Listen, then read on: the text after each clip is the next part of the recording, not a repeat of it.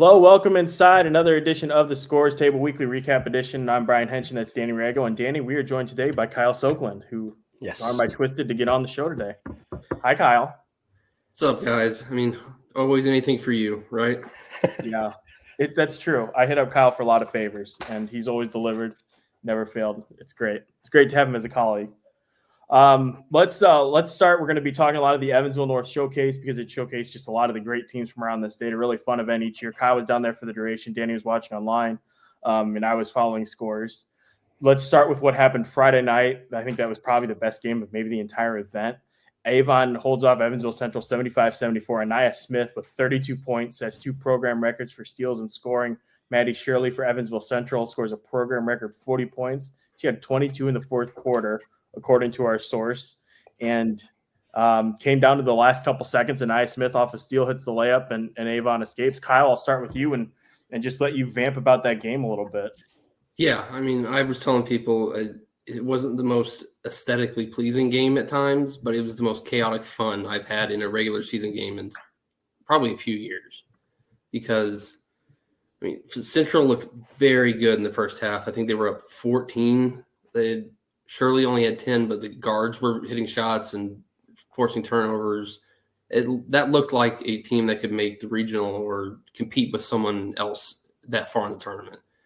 But credit Avon because they're just so relentless in pressure, and Anaya Smith was very, very good. Central has one of the better on-ball defenders in our area, and Avery Kelly, and she could not stop her. It was just nothing it was nothing that she could do. Smith kept going around. Really what impressed me was her mid-range shot. I mean, she could get to the bucket and hit threes, but she hit a couple floaters that were really pretty. And then, it just came down to that last minute. And I think if Central gets the ball across half court at a normal, reasonable rate, they win the game going away. But I can't remember who made the deflection, and I got the ball and hit a layup with 5 seconds or so. But, of course, the only reason Central's in that game is Maddie Shirley going off. 22 points. I think she hit 16 of 18 free throws in the game. She was doubled and triple teamed in the post and still found a way. I mean, Dave Alexander, the coach, tells me that at least once a game he'll look at his assistants and say, she's really freaking good.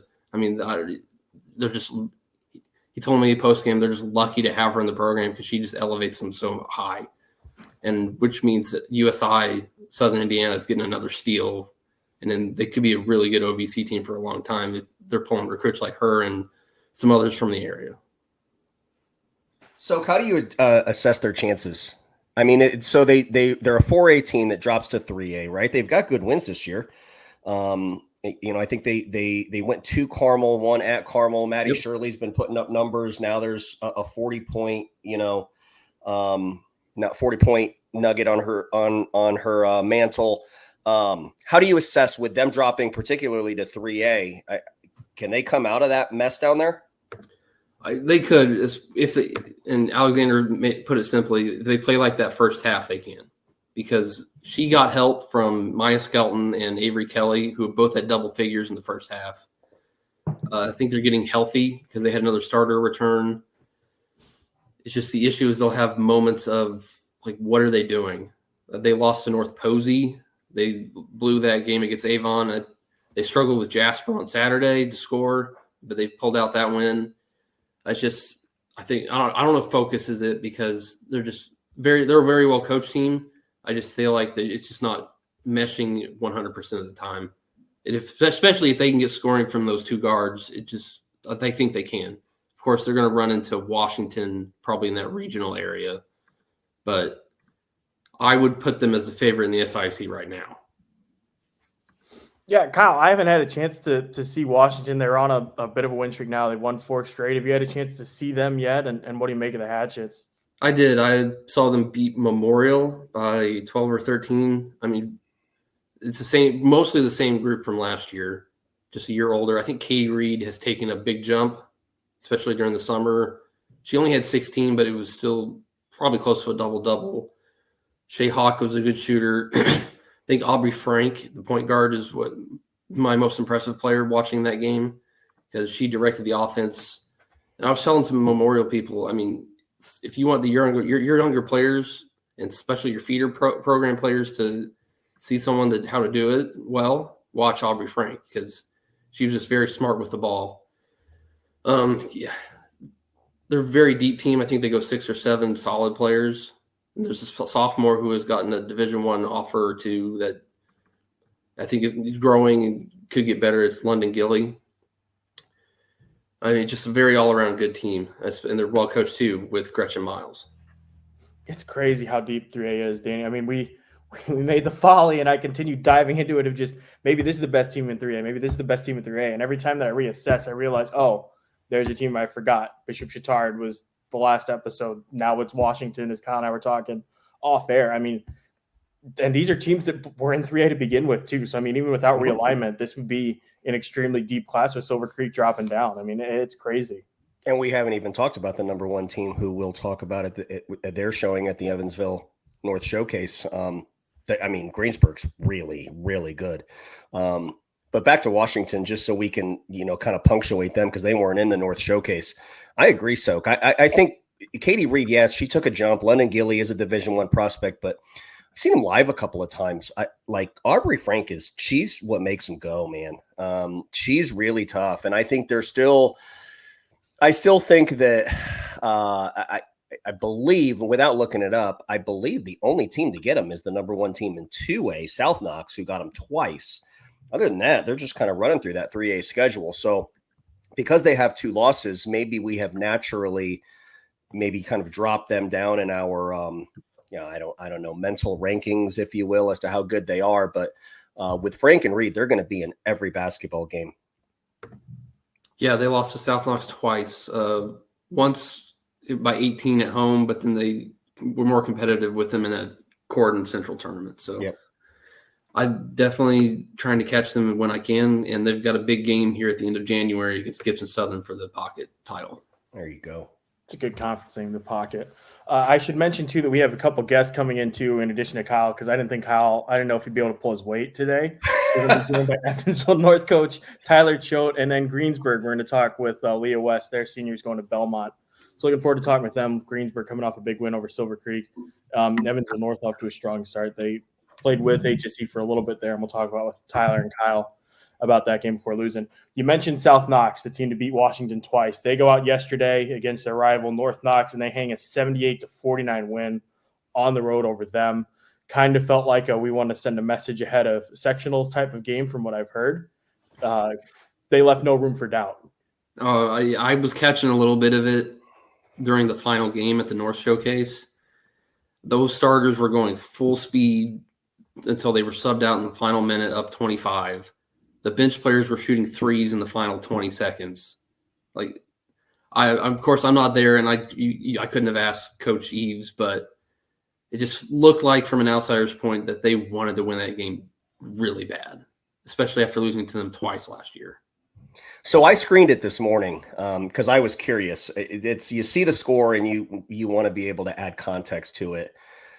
Early in that game, that Lexi Primus got off crazy in that game.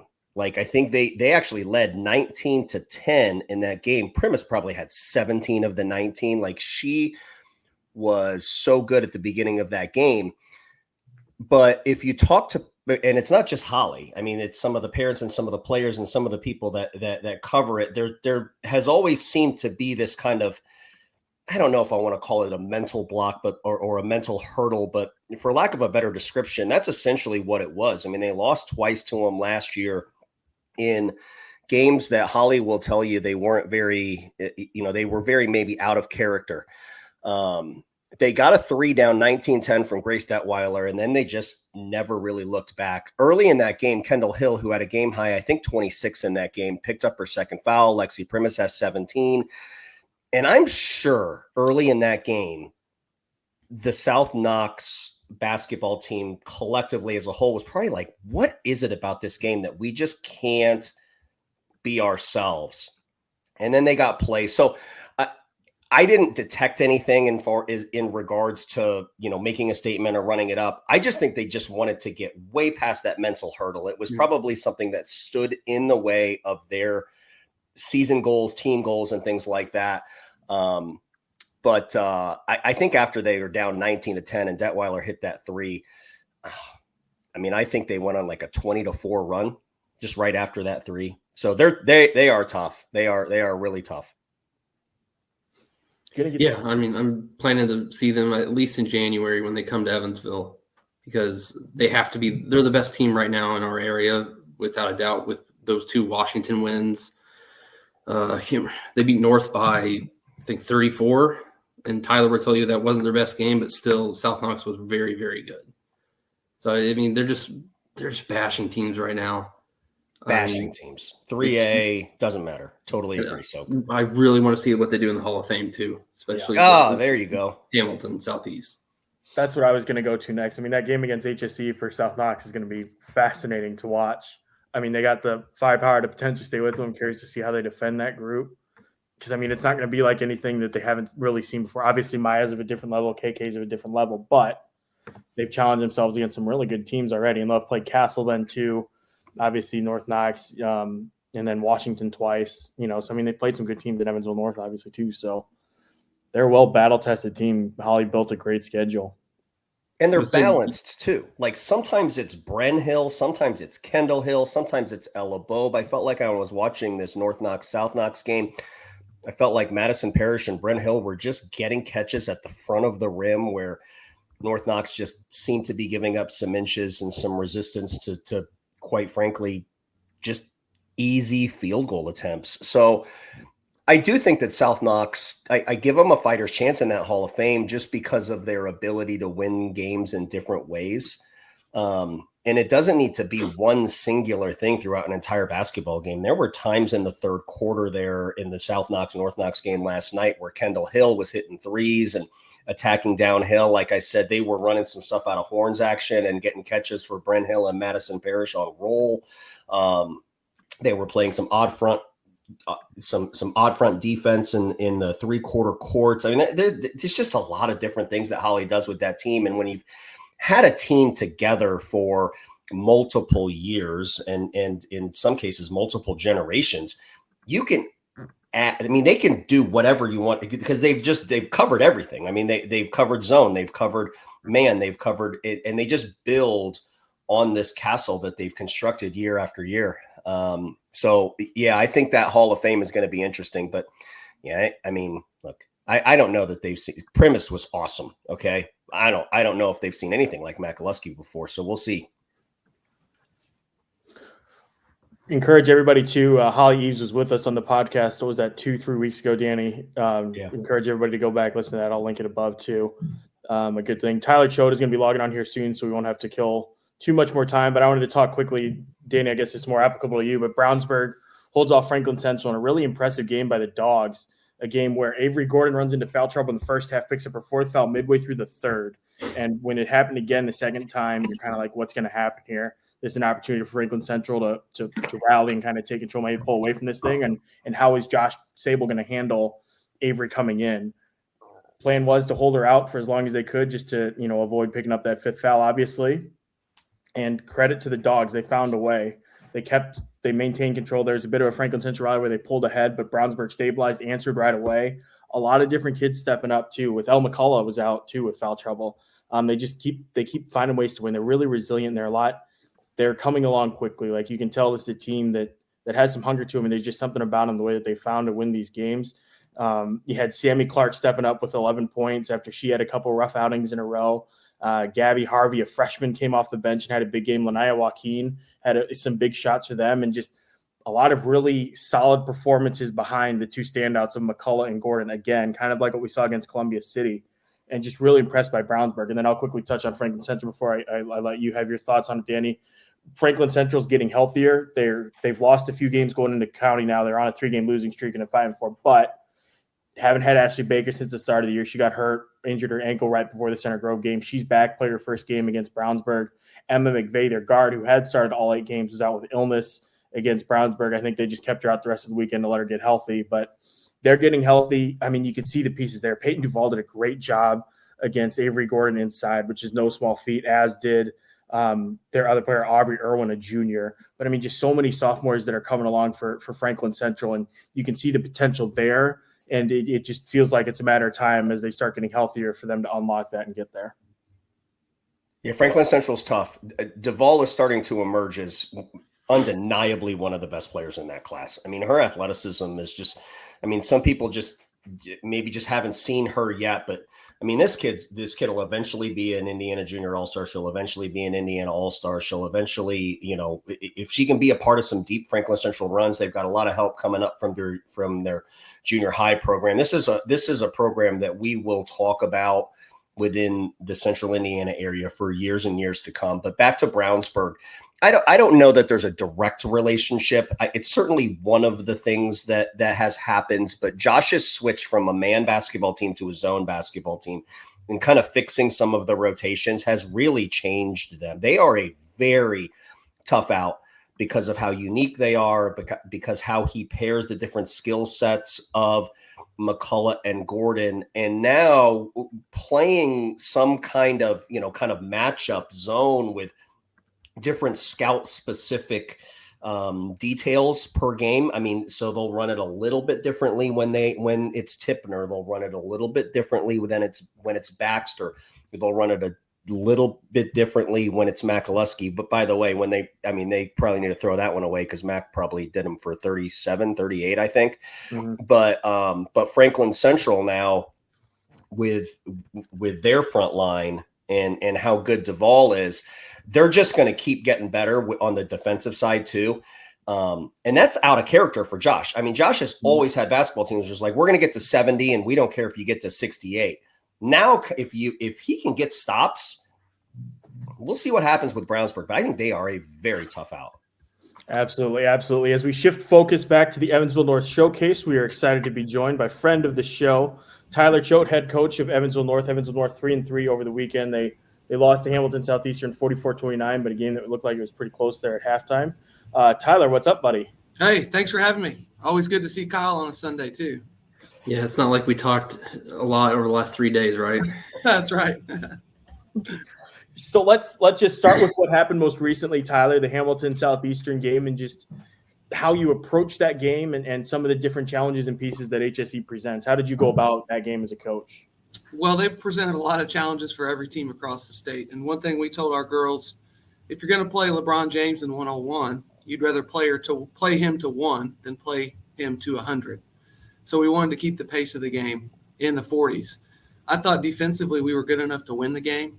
We wanted to try to keep the ball without a shot clock and that sort of stuff. So we did that for the most part. And then in the third quarter, and we talked about it at halftime, but it's easier to talk about it than to execute it. But we knew that they would probably increase their ball pressure a little bit in that third quarter with KK on the ball.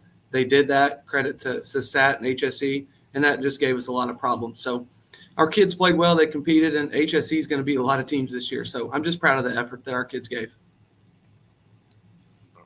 Yeah, I think that to define that, I think the third quarter was 10-0. And you're right in the basketball game at the end of the first. You're right in the basketball game at the half. They come out and have 10-0, and the pace of the game was played to your preference, Tyler. I mean, 10-0 in a normal HSE kind of thing, that could easily have been 25-2 because we've seen them do it. Talk about the problems that they present on the offensive end and guarding them. I mean, why were you successful in limiting them? I saw that you did run some box one action. You did mix it up a little bit with pressures and things like that. But how hard of a guard is HSE? Extremely hard guard. I mean, personally, I don't think you can play him a man-to-man and hold him within 50 points. I mean, Mac she's just going to score, and we talked about that. She can shoot from the parking lot. She can post you up. She back cuts so well. She gets to the free throw line so well. She offensive rebounds so well. And I know that HSE fans listen to this. I think that's a huge key to them is keeping them off of the offensive glass, especially her. She's so quick and long. She gets them extra possessions. So we were emphasized very hard of boxing her out, and she still got some. But if you can limit their possessions, obviously you're going to limit their ability to score. So we tried to throw some junk defense at them. Donna played a boxing one, obviously at Noblesville on what was that, Thursday night. So I was able to watch that film. And HSE just did not look comfortable in that boxing one. I didn't feel like Maya looked comfortable on film in the box and one. I didn't feel like KK looked comfortable against the box and one. So KK, if you're listening, I coached in that All-Star game. You're my girl, but you got to get comfortable against that because they're probably going to see it a little bit more. But just trying to disrupt their offense is all we were trying to do, because we felt like the longer it took them to score, the more time went off the clock. So that pace favored us. Tyler, let's talk about the group that you got this year. I mean, you're 3-3 right now, so you're even record, but you got some nice wins in there. Libby Blythe is having a great season, and then it's just a bunch of sophomores looking at your box scores, or a couple sophomores, stepping up there. So I'll just let you have the floor, kind of speak generally about the group that you have. Then Kyle, Danny, and I'll kind of piggyback off that.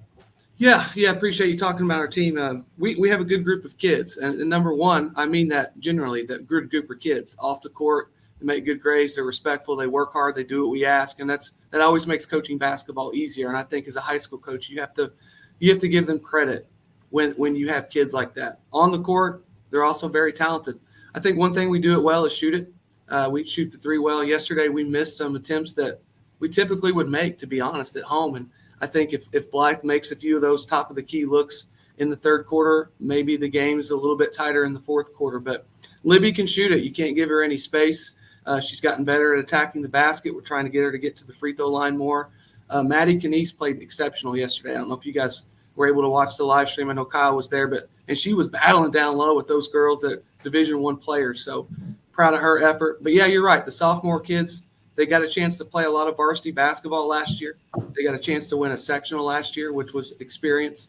And I tell people all the time, you can't give people experience until they get the experience. So our kids, even though they're young, they have a lot of experience in their belt, and hopefully playing these better teams early in the season will help us as we get closer and closer to the postseason. How do you parlay the success of last season, winning the sectional, getting to the regional final? How do you parlay that experience and make sure that it just doesn't go to waste and the girls are able to build upon that? Real simple. I show them the score of the Franklin game in the regional. When you lose by that many points, 39 points, you can't get too arrogant or confident when you play a Franklin team who was incredible. I'm not trying to say that they weren't, but you got to go compete more than 40. I mean, they 40-pieced us. So we talked about, we had the success of winning the sectional. We can build off of that and feel good about that. But you also got beat pretty bad in the regional. And our schools never won a regional in girls basketball. So that's something that we want to try to get to, at least to be able to compete at that level. And that's why we're playing HSE. That's why we're playing Bloomington South early in the season, is to try to get our girls prepared for another shot at that. Where do you assess where you are now? I mean, so last year, Hank had mentioned it, and it bears worth repeating. You won the sectional. But at this point in time last year, and you probably love that I'm going to say this, I mean, it seemed like it was a relative surprise, okay? So where do you assess where you are now, and what is the ceiling for this basketball team moving forward in this season? Yeah, it's interesting you say that about how it was a surprise. There's a good friend of mine that's a PE teacher, and he said that Jim Boeheim once said that the most unexpected things happen when you don't expect things to happen. And to enter that sectional last year and say that I expected to win would be a lie. I mean, when it was over, Kyle, I know he's going to remember this. I was just sitting on the bench in awe because I couldn't believe that we'd won 3 games in a week to win the sectional. So, trying to build off of that and have a good off season, have a good summer, have a good fall. I thought that we did. And I knew that we were going to play South Knox in the first game and kind of see where we were, because I know that South Knox, in my opinion, is a top 10 team regardless of class. And I know you guys have probably talked about them in their battle with North Knox last night. And then we thought we had a good game plan. We thought we were prepared, and they just punched us in the face, and they kind of humbled us. So I think that was good for us. And, right now, Evansville North, I think, has the 4th or 5th best strength of schedule in the state right now. And I'm proud of that. The fact that we're 3-3, I'm okay with that, because we have to continue to build off of that and get better and put us in a position to try to win big games in January, in February, and that sort of stuff. So you ask kind of what the ceiling is. I said it on the radio before we played South Knox, even though we got beat down, and I'll say it again. I think this team can win the regional. I really do. I mean, Bloomington South's a regional team. We saw Floyd Central yesterday. They're a regional team, and then somebody else, it's going to be Franklin or East Central. Someone else is going to come out of that sectional. Of course, depends on who you draw. I'm not saying that those teams aren't good. They are. But I think we have a good team too. And if we can execute and take care of the ball, I think we have a chance. So the ceiling for us is to win a regional. I know I'm saying that on air, so they're going to hold me to it. but that's where I think we could get to. Yeah, I guess my question is, and what's the key for that week in February? Because right now you lost to Wrights, you beat Castle. I don't think you've played Gibson yet, and they have two very talented players. And I feel like I'm missing another school that could challenge you there. But what's it going to take that week? Because you're playing well against good teams, but I don't think there's a guarantee you advance beyond that week if something goes wrong. Yeah, Gibson Southern being in 4A is I'm a fan of the pod. I listen to you guys every week, so I know you talk a lot about Gibson Southern, and rightfully so. Gabby's a great point guard and very difficult to defend, and Schnaus inside's a load. So it's going to be difficult. I mean, there's no other way around it. But I don't know if you guys remember. You probably do because you're a little bit older, but Subway had the Febu Any, so you could get any sub for $5. Febu Any. Well, we made a chart that it's called Febu Any. We feel like we can beat anybody in February if we do these certain things. And I won't go into detail, but two of them are limiting the other team's offensive rebounds and us getting offensive rebounds, simply expanding possessions, getting more possessions. And then on the flip side of that, taking care of the ball. So again, you can't score if you don't shoot. That's one reason why we didn't score in the third quarter yesterday. We turned the ball over too much. So if we can get more offensive rebounds than the other team, more possessions, and take care of the ball, take more shots, we can beat Gibson Southern, and we can beat Wrights, and we can beat whoever we draw in the regional. But it's way easier and cooler to put that in the locker room than it is to actually do it. So we tell our kids, in February, it's an execution game. You guys have to be able to do these things. And we try to put them in positions in the regular season to play quality opponents, to let them see if they can do it, watch film, make adjustments, maybe personnel stuff. But that's how you do it. I mean, there's no secret. Every quality coach in Indiana would say the same thing, but we can beat those teams if we do those. Tyler took shots at our age, guys, and I'm sure it was mine since I'm the oldest.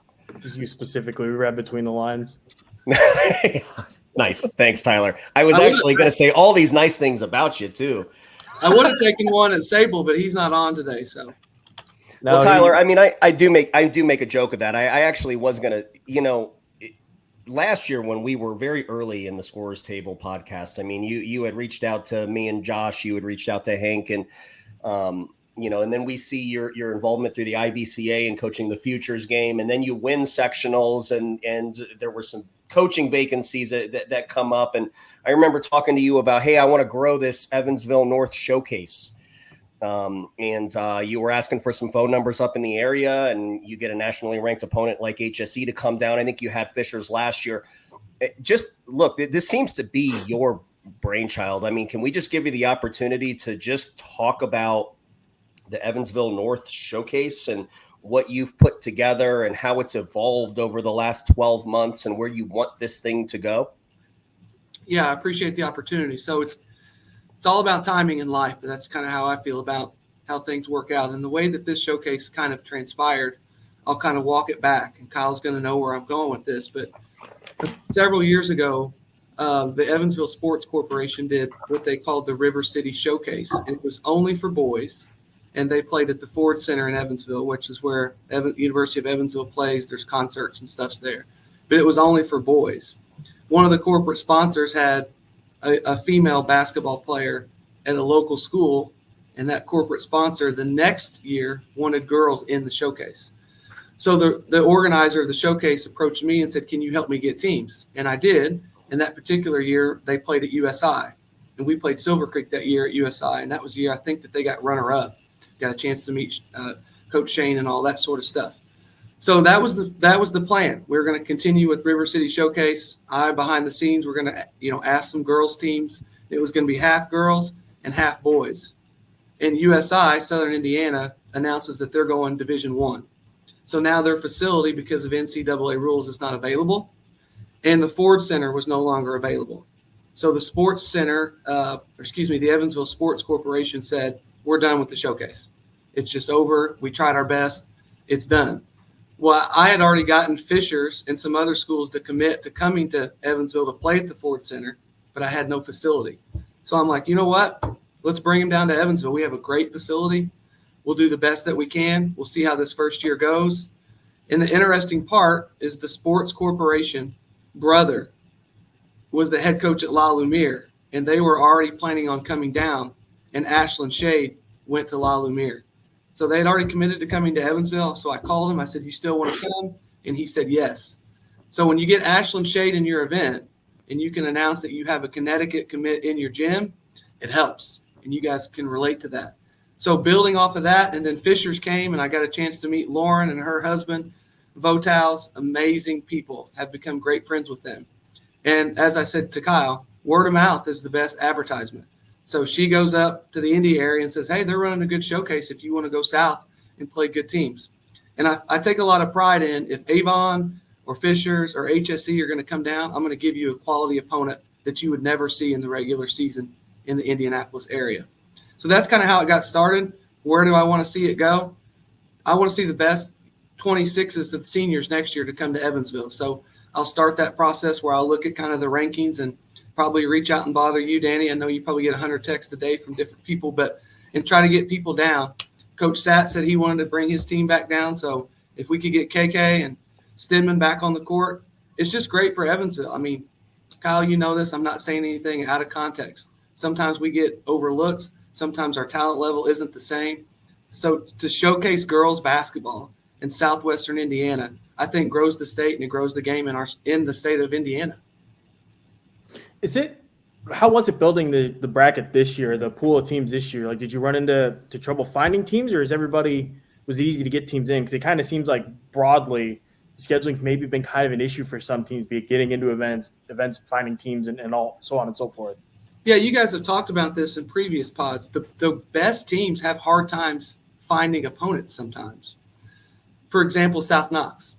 South Knox is a 2A school that this particular year they could compete in 4A. And some of the schools that are within driving distance of them maybe don't want to play them this year because they're so good.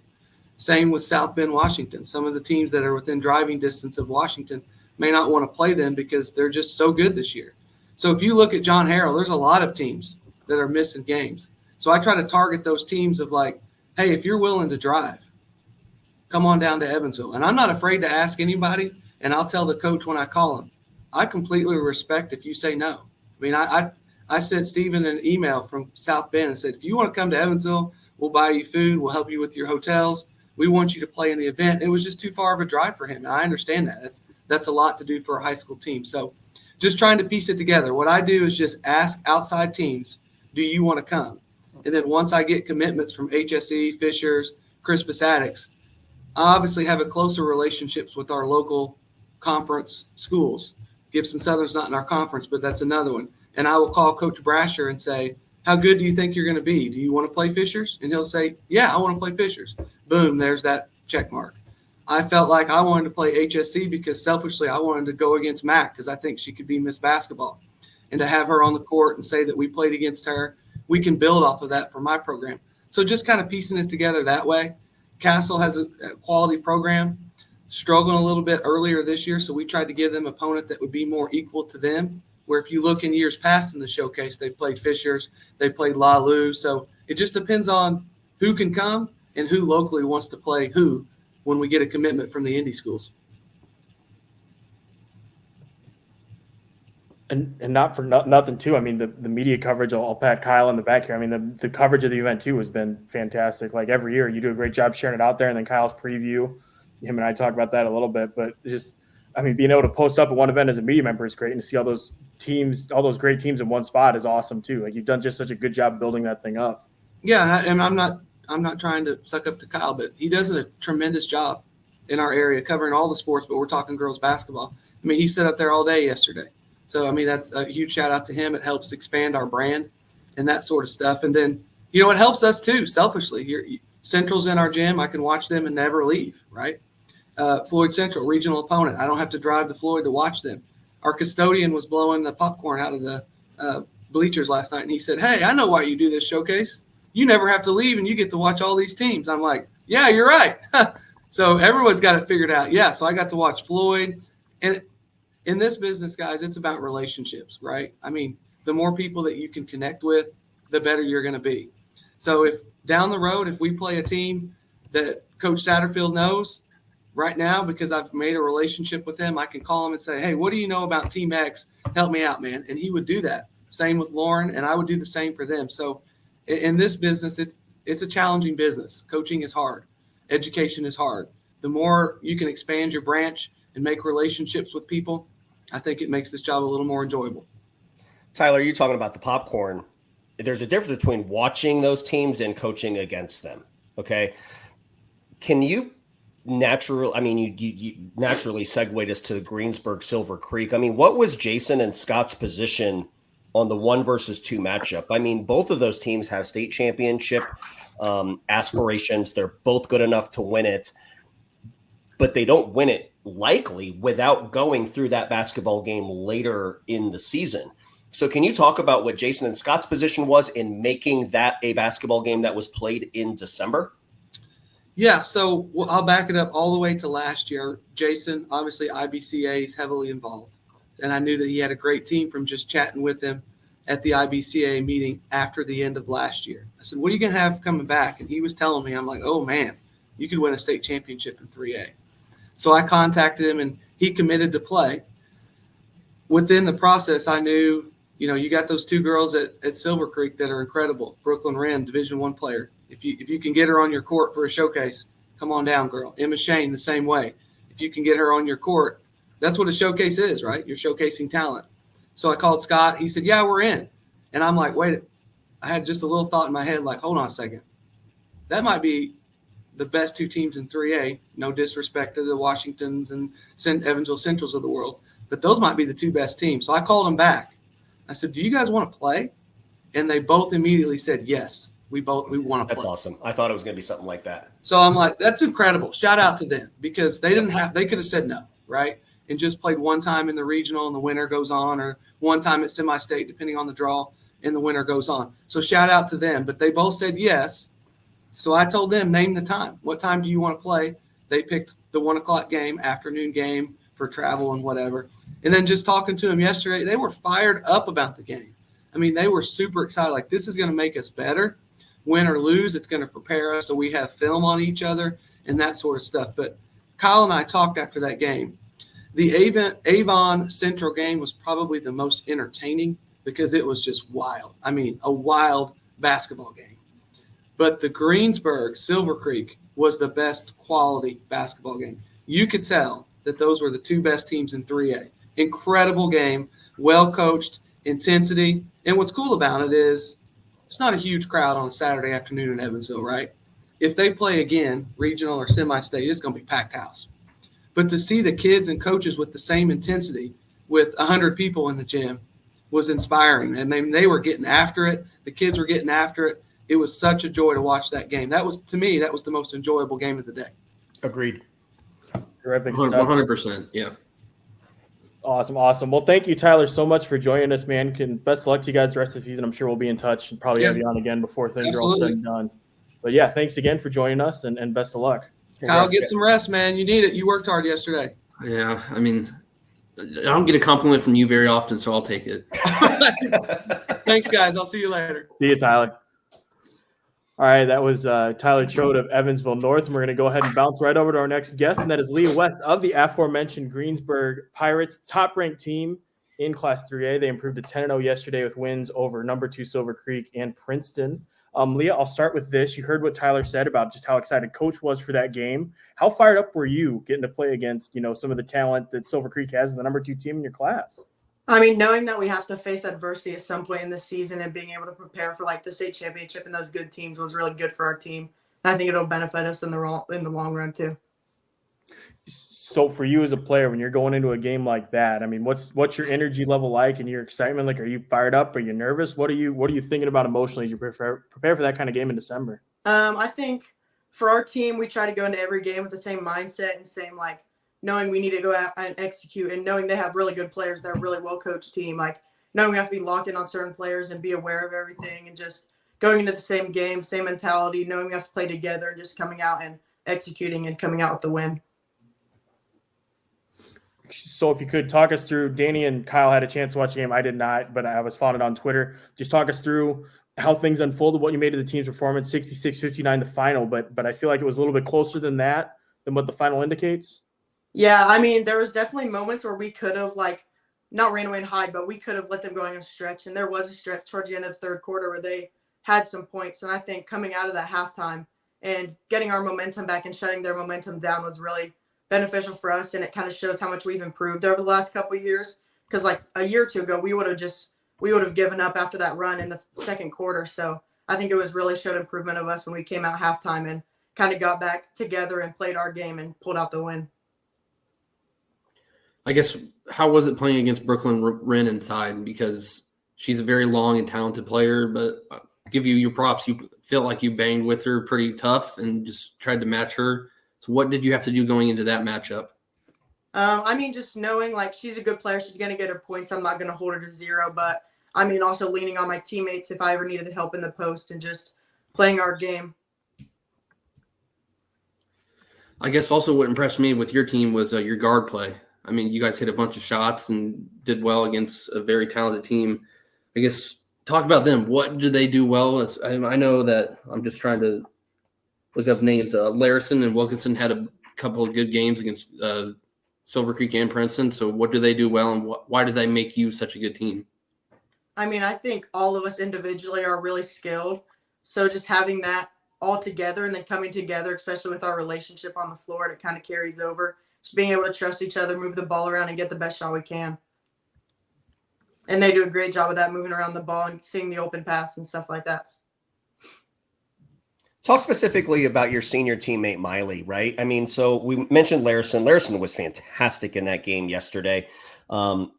You have kids like Harmon and Powers that were a big part of your success last year and the first part of this season. But you being a senior and Wilkinson being a senior, I mean, this is a really good opportunity for you to punctuate your high school careers by doing something really special kind of later in the year. But can you speak specifically about maybe your relationship with Miley, maybe just Miley specifically?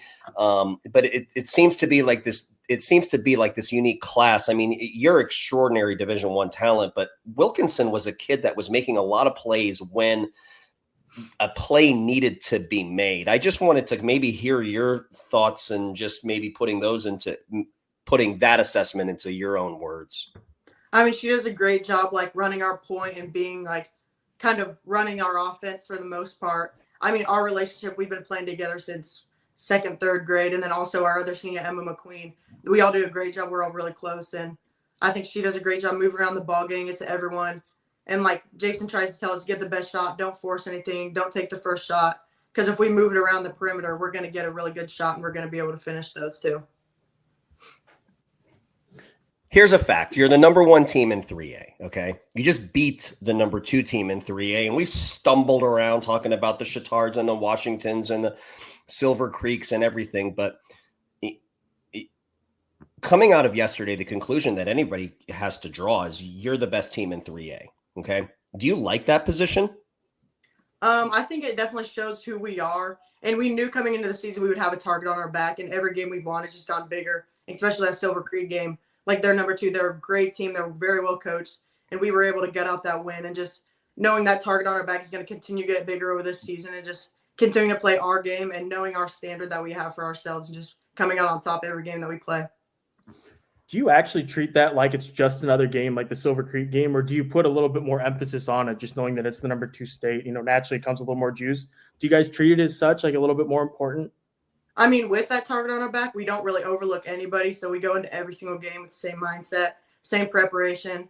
So, I mean, it's definitely it's not just another game, but we go into every single game prepared. So it's not like we were more prepared for that game than we were any other game. How do you do that? That always fascinates me, because human nature says when you're as good as you guys are, you're on the roll that you are. Human nature says you ease off the gas at some point. That just comes naturally. So as a kid who's been through this a few times before, an Indiana All-Star last year, how do you avoid that? How do you avoid those pitfalls and make sure that even just your teammates stay locked in and sharp through the course of a season? I mean, it's a big thing for preparation, just knowing the scout, watching film, knowing everyone, knowing their tendencies, knowing the players we need to be locked in on, and just being prepared, I'd say. Just making sure we don't fall out, and just being the preparation is the biggest part going into each game. I guess my question is, because you had to play Silver Creek at 1:00 yesterday, but then you had to play again that night against a Princeton team that maybe not as talented, still played very hard for all 48 minutes or whatever, however many 40 minutes of that game. What did you guys have to do in the interim between the games to just stay locked in? I mean, the second the Silver Creek buzzer went off, it was on to Princeton. Like, we didn't sit and dwell on the Silver Creek game. Like, as soon as that buzzer went off, it's Princeton. It's watching their film, going over the scouting report, and being prepared for that game. So we just kind of rested in between games, watched film. Some of us were together, some of us were individually on our phone, but knowing who we needed to guard for that Princeton game. Do you guys kind of approach that? I mean, these rare opportunities is kind of like, this is what semi-state's going to look like if and when we get there, of 2 back-to-back games, against a tough opponent and that? Yeah, I mean, knowing that 2 games, it's obviously tough. Like, it's hard on your body to play 2 games in one day. But just, like, being prepared, like I said before, resting in between games, making sure you're fully ready to go into that second game of the day. So what's your between-game routine? Like, what did you do? How did you kill time between? I mean, right after the game, we got some food and we kind of just relaxed. And then we were watching the other games, just kind of getting ready for it. Some of us watched film together. Okay, so this is a random one, but it kind of bounces off of that. What's your pregame ritual? Like, are you a very superstitious person? What do you like to do to get yourself ready for a game? I mean, it depends on, like, if it's home or away. Home games, we usually come in and get shots up before the JV game, and then just, like, hang out together, watch the JV game before we go get ready. But even away games, when we get there, as soon as we get there, we go out and get shots up before the JV game. So just being ready for the game. So you individually, do you just kind of go with the flow, it seems like? You just kind of go watch the game, chill out, get up some shots and go? Or do you have like a specified routine of like the way you like your clothes laid out in your locker or anything like that? I mean, it's mostly just go with the flow. But I mean, a lot of the preparation comes even before the game day, like a couple of days before, making sure you know the team, making sure you know their tendencies, and just being ready for it. Your commitment to Belmont. If you could just talk us through that decision and what led you to pick the Bruins. Yeah, I'm really excited to be there. I mean, recruiting is definitely hard. Like, knowing that's where you're going to spend the next 4 years, it's a hard decision to make. But I think as soon as I was on my official visit or my unofficial visit there, it was one of my last visits I went on, actually. And, like, as soon as I left, I kind of knew that's where I belonged, knew where that's when I wanted to be. But I think the hardest part was probably calling, like, other coaches I had relationships with and telling them I'd committed. That was pretty tough. But I think I'm really excited to be there. I know that's where I belong for the next 4 years. Do you mind sharing? Was there one of those phone calls that was a little hard? I mean, as you know, Leah, like that. I mean, that's like my life, right? And in where I coach within the space, was there one phone call that was a little harder than the rest of them? Yeah, there was definitely a couple that was tougher. Just the relationship I built with them over the past couple of years, so it was tough having to tell them. But I'm excited for the next 4 years at Belmont.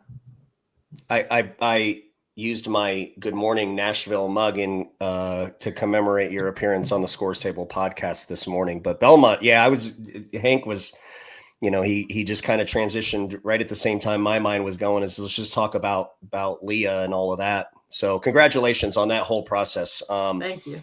That's a great place. I mean, the buildings are beautiful. The facilities look like a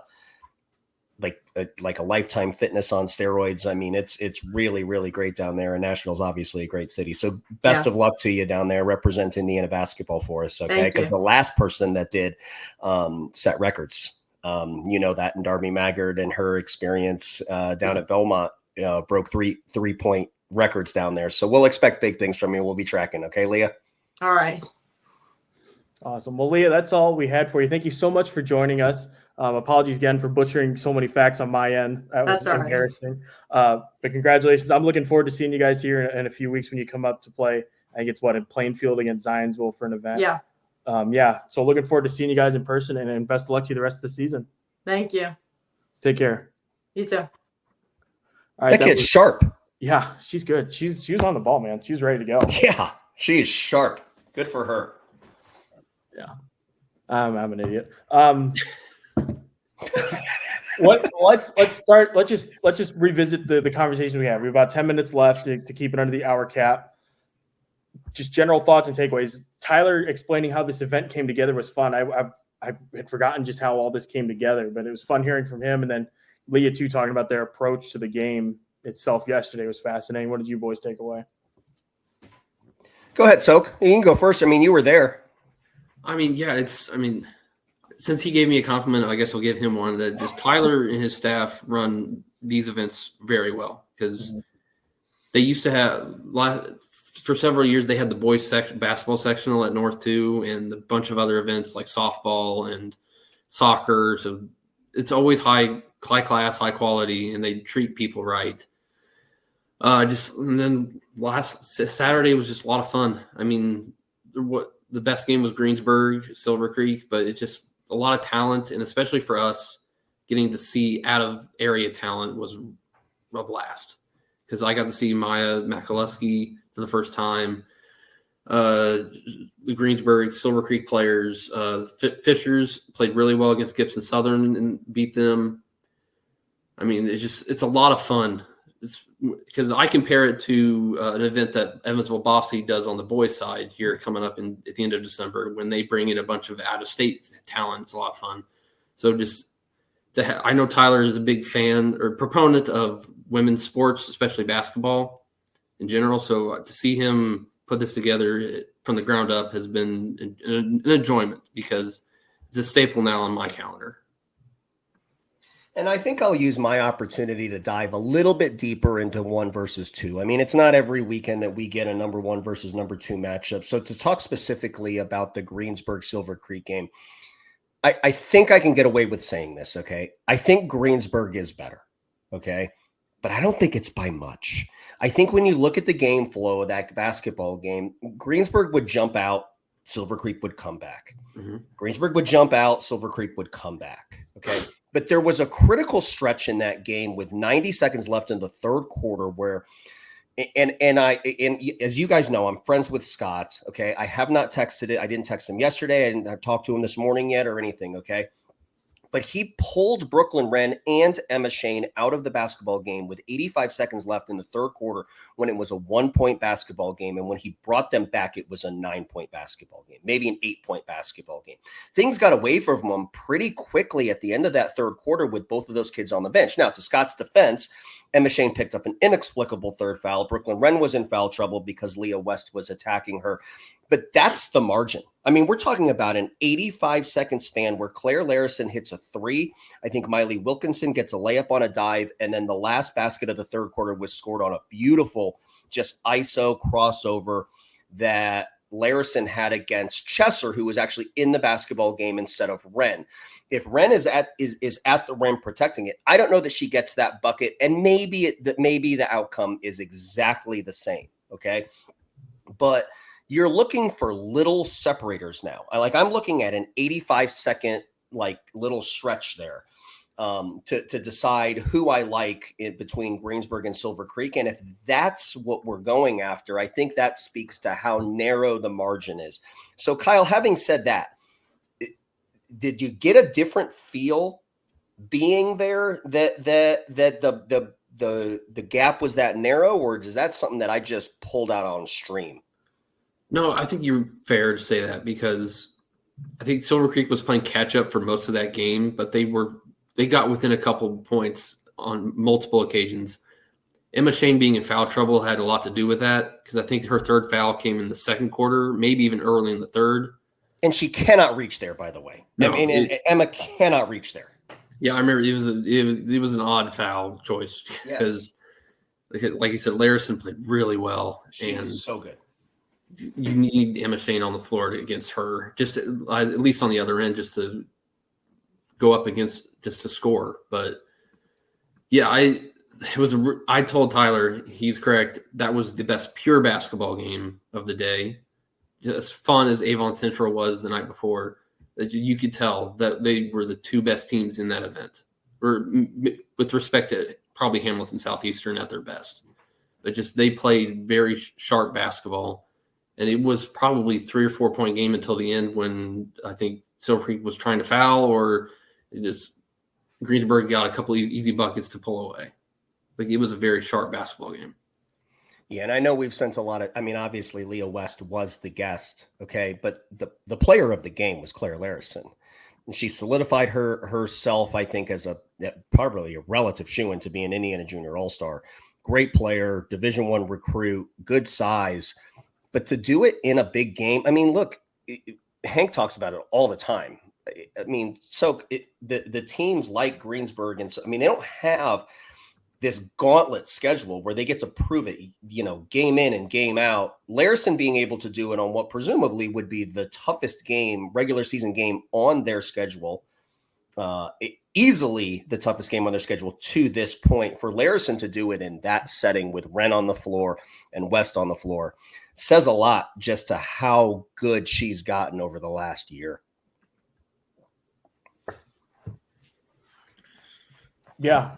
Sorry, I thought you were asking Kyle something. Yeah, I mean, to your point, Dan, that probably is their toughest game. Maybe the Plainfield Winter Classic. If Plainfield beats Memorial and Greensburg beats Zionsville, we could see Greensburg Plainfield in the championship game, which would be a fascinating matchup. Hannah Menser, Berkeley Williams against a pretty deep Greensburg squad. So that'd be exciting to see. And circling back to as we wrap things up here, it's fun to see these girls' events starting to come together. Like the boys, it seems like around here they have a lot of different events. They have sneakers, they have the Southport Forum tip-off thing. They just have a variety of events to go on there. So it's cool to see something coming up and out of area like the Evansville event. Washington is going to be hosting a massive tournament with a bunch of Indy area teams here down the line. There's obviously the Hall of Fame on both sides, Sneakers for Santa, but you're kind of seeing it pop up a little bit more and more with the girls side, which has been a lot of fun to see. Any closing thoughts from you gentlemen as we wrap things up here? Yeah, I'll go first. So the Evansville North showcase wasn't the only really good basketball relevant to the top teams in the state. Lawrence Central went. We talked about the tail end of last time, so I'll just give it a couple of sentences, okay?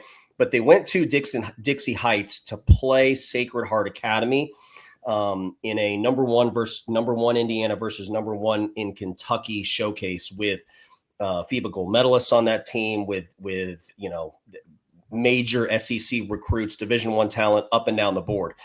And that was a boat race. Like Lawrence, just as we suspected, Lawrence Central got them by 20. Lampley's sisters were great. Abdurkeep was great. Mackenzie was great. It's just the least shocking news ever here in Indiana. They just dismantled them. Zakiya Johnson, who is their all-world player. I mean, there aren't 5 better high school basketball players in the country in that class than Zakiya Johnson. And she finished 3 for 21 from the field. The Lawrence Central train has only accelerated. It has not slowed down. And if you remember, a year ago, they went and played Ryle, who was a top team in Kentucky, and George Rogers Clark. The George Rogers Clark game was their only blemish on the schedule last year. I think a 1-point loss that they should have won, quite honestly. There was no such 1-point victory this time. That was a 20-point dismantling. The people that I knew in the gym that were texting out of it were just like, this is unreal. I've never seen Z struggle like this, so on and so forth. Bree Wilkins, a secondary scorer for them, got into the 20s. But Lawrence Central playing Sacred Heart and beating them by 20, I think is a major untold story for how good they truly, how much better they truly have gotten, they being the Lawrence Central Bearcats. And that sets the table, too, for the Marion County tournament. LC opens up with Pike. Winner there advances to play Lawrence North. On the other side, it's setting up for Roncalli versus Franklin Central in the opposite semifinal versus whoever gets out of the Lawrence Township Pike triangle. It's going to be a really fun week of basketball around Marion County with some of those powerhouses there where Pike's up. They're better than they were last year. LC, like Danny just mentioned, might be even better than they were last year. LN bounced back against Carmel. Now they're looking to stabilize and kind of prove themselves. And then Franklin Central, like I said, team that's getting healthier. Roncalli, a team that we'll talk about as the season progresses. Elliot Leffler, Brenna Cerny, they have a lot of kids who are playing really well right now. They're down in 3A and could factor into that picture too of teams contending for a title later this year. Kyle, any closing thoughts from you? No, I mean, it was a fun event. I mean, there's a lot of good basketball teams here in this state. You guys do a good job of highlighting a bunch of them. I know that Tyler has put on a good event and just wants to showcase good basketball, and I feel that's what we got here in Evansville. And so anytime we can talk about basketball is a win in my book. Terrific stuff. This week in Indy Star. Actually, Kyle, let's start with you. Is there anything that you want to tease or any games you'll be covering or anything like that you want to pass along? I'm not sure what my schedule looks like. I try to take it one day at a time, especially with stuff like this.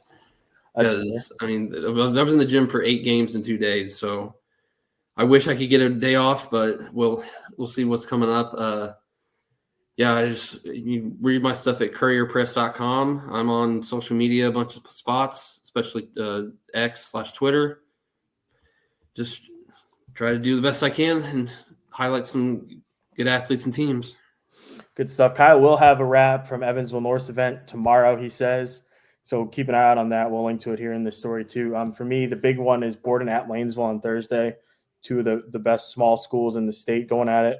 So that'll be fun. I got a couple features coming from there, and then probably just something on the experience itself. I've heard that they really dial it up down in Lanesville for that game against Borden. And Borden, Danny, like we've talked about, that's a loaded team that they have down there. They just beat Jennings County. Yeah. I mean, and not only did they beat Jennings County, but Ernst had 36 in that game too. Yeah. They're tough. That's going to be a great game. I'm really excited for that. Much love that. Obviously, Marion County semifinals and championship or Saturday tournament runs throughout the week. I will probably be there for Saturday. And then also Eastern Hancock at Cathedral, first big test for Eastern Hancock as their schedule ramps up here for a couple weeks for them as well. So looking forward to seeing that game. But yeah, that's all we got. We thank you all so much for listening. We thank our guests, Tyler Choate, Leah West for joining us, and Kyle Sokeland for hosting along with us. I'm Brian Henson for Danny Rega. We'll talk to you again soon.